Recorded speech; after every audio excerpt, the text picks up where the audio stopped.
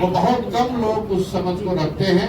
इसलिए अगर ये आज हम लोग साथ में दोनों आ रहे हैं तो इसका बहुत बड़ा फायदा बिहार की उस सोच को, ये मत कहिए कि जनसुराज को फायदा होगा, उसका बहुत बड़ा फायदा उस सोच को होगा जिस सोच में लोग चाहते हैं कि बिहार में एक नई राजनीतिक व्यवस्था, एक नया विकल्प बने।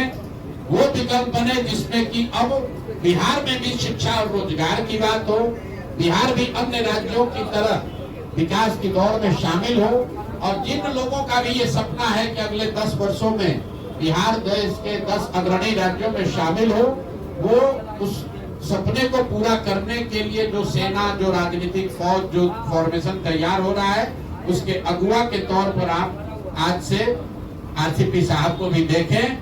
हम लोग भी उसी भूमिका में लगे हैं, और जो हमारे साथी बैठे हुए हैं यहाँ पर, तो चाहे रामबली जी हो, चाहे गिरी साहब हो, किशोर कुमार मुन्ना हो, हमारे अध्यक्ष श्री मनोज भारती जी हो, कुशवाहा जी हैं, या बहुत सारे साथी जो आरसीपी जी के साथ संघर्ष कर रहे थे। अभी यहाँ पर एकदम मैं उनका परिचय नहीं करा पा रहा हूँ, तो मैं माफी चाहता हूँ उन लोगों से भी।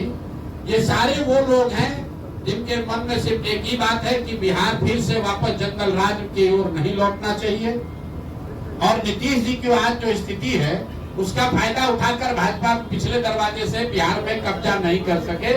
इन दोनों लड़ाई को अगर लड़ना है तो बिहार में एक मजबूत, सशक्त, ईमानदार विकल्प होना चाहिए, जिसमें नीतीश कुमार ने आज से 10 साल 15 साल पहले जो कहा था, जिसमें तीनों सी न हो, जिसमें क्राइम ना हो, जिसमें करप्शन ना हो, और जिसमें कम्युनलिज्म ना हो।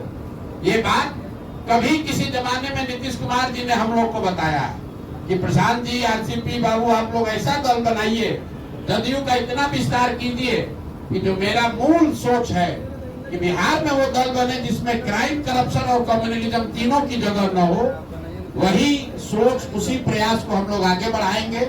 अंतिम एक बात और कहूंगा, जो भी साथी जदयू के हैं, मैं और आरसीपी जैसे लोग ये जानते हैं कि इस राज्य में किसी राजनीतिक दल में अगर सबसे ईमानदार और सही राजनीतिक कार्यकर्ता, नेता की बात नहीं कर रहा हूँ, कार्यकर्ता किसी दल में है तो वो जदयू में है। तो मेरे भाई, आपके जरिए, मीडिया के माध्यम के से आप सबको अपील कर रहे हैं कि जदयू अब वो नहीं है। जदयू अब 4 ठेकेदारों की पार्टी हो गई है। नीतीश कुमार शारीरिक मानसिक तौर पर सक्षम नहीं है निर्णय लेने के लिए, तो ये आपका दल है। आप उस डूबती नाव को छोड़िए, और नीतीश कुमार व्यक्ति से ज्यादा नीतीश कुमार विचार का अगर आप सम्मान करते हैं तो आपको मालूम है कि आपका रास्ता जनसुराज है।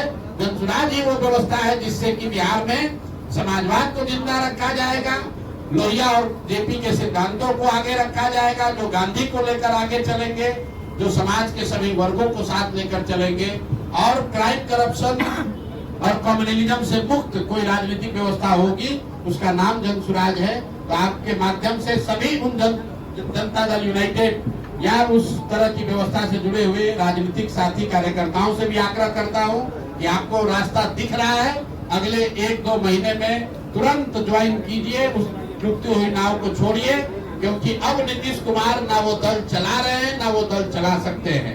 सरकार अफसर चला रहे हैं, और जनता दल यूनाइटेड 4-5 ऐसे ठेकेदार चला रहे हैं ना जिनका राजनीतिक अनुभव है, ना उनको कोई राजनीति से उनका सरोकार है।